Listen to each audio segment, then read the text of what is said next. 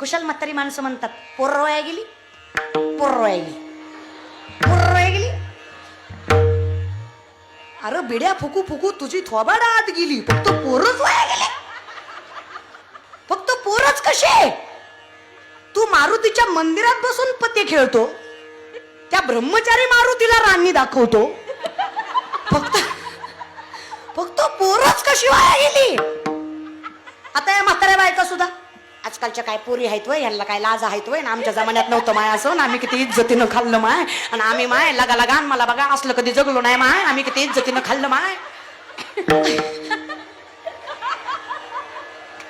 अगं माय तू मिसरी चोळती, तुझ्या मिसरीच्या वासानं म्हशीनं दूध द्यायचं बंद केलं, इतका भंगार वास